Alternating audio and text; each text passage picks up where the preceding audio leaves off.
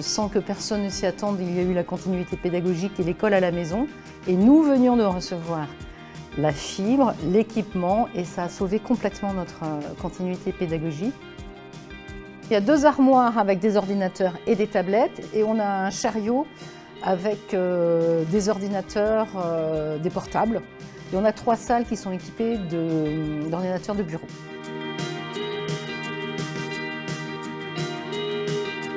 L'intérêt là avec la dotation qu'on a eue, c'est surtout qu'on a une certaine mobilité des outils.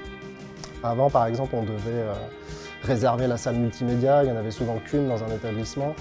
On n'est aussi pas obligé de les utiliser sur l'heure complète. Là, on peut utiliser l'outil informatique 10 minutes pendant un cours, nos élèves ne bougent pas, ils sont à leur place. On leur donne les PC, on les ramasse.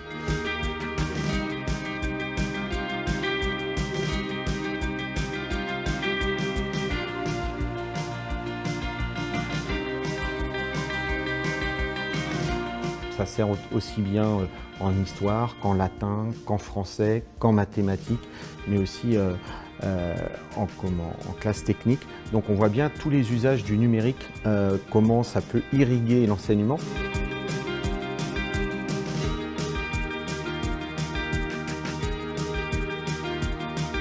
Le CIB est une structure publique. Nous travaillons dans 2 domaines, la santé et les collectivités. Et donc on est aussi là pour déployer, pour le compte du département, les infrastructures et les postes de travail dans les collèges.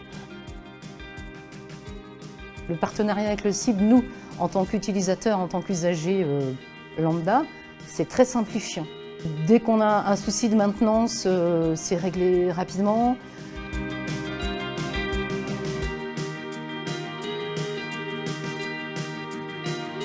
L'offre qu'on a construite est entièrement sécurisée et pour le cloud, en l'occurrence, il est hébergé à Rennes, dans notre data center. Donc on est vraiment sur une technologie, sur un data center, donc quelque chose de souverain.